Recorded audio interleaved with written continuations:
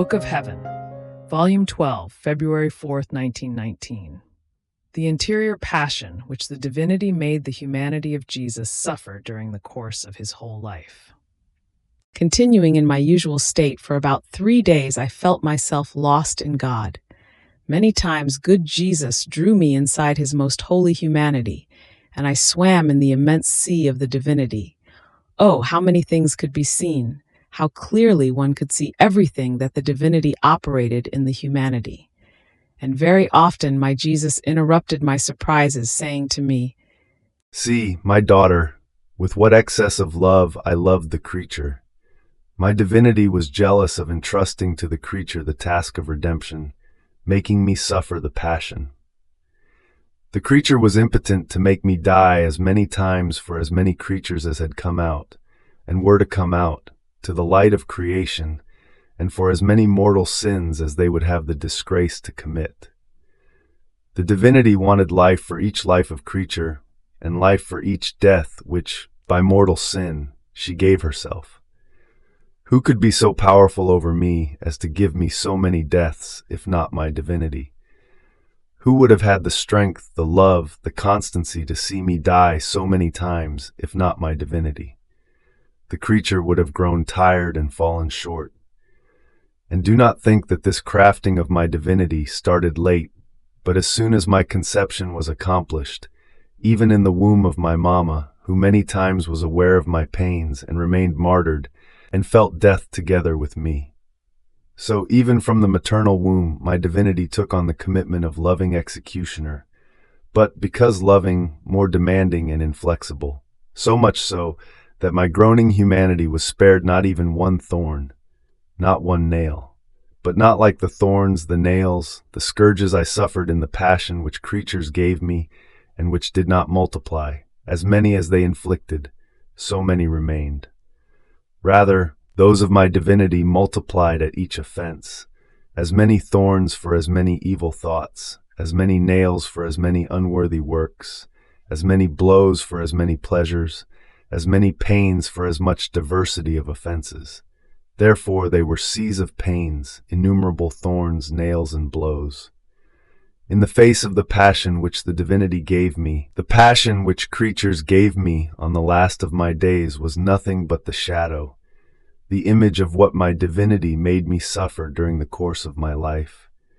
This is why I love souls so much. They are lives that they cost me. They are pains inconceivable to created mind. Therefore, enter into my divinity and see and touch with your own hand what I suffered."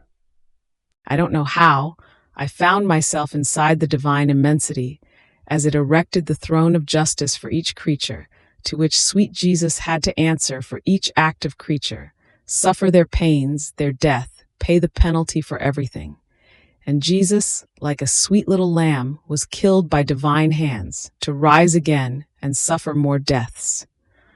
Oh God, what harrowing pains, to die in order to rise again, and to rise again in order to submit to a more harrowing death. I felt myself dying and seeing my sweet Jesus being killed so many times.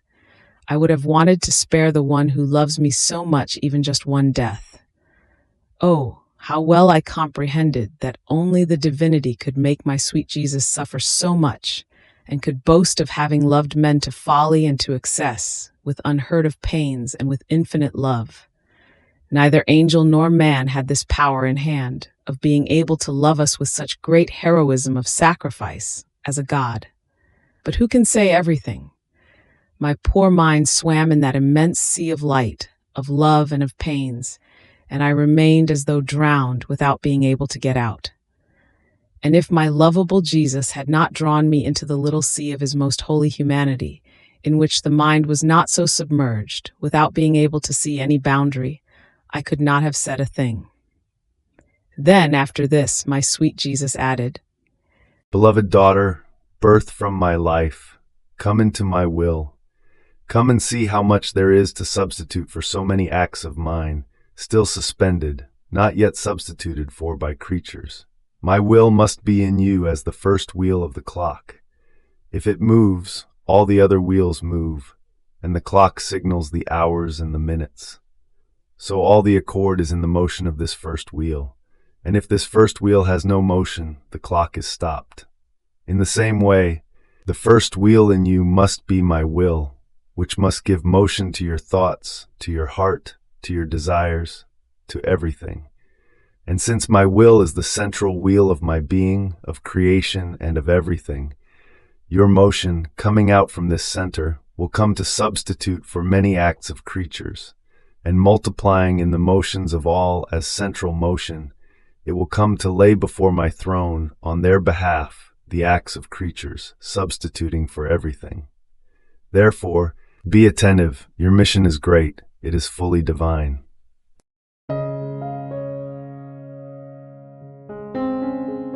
Thank you for being a part of our community here at Divine Will app. If you enjoy listening to Jesus' lessons on how to live in the divine will, please give this video a thumbs up. Your likes help us reach more souls yearning to live in the kingdom of the divine will. We'd love to hear your thoughts and reflections, so drop a comment below. Your insights not only enrich our community, but also inspire others on their spiritual journey. And don't forget to subscribe to our channel.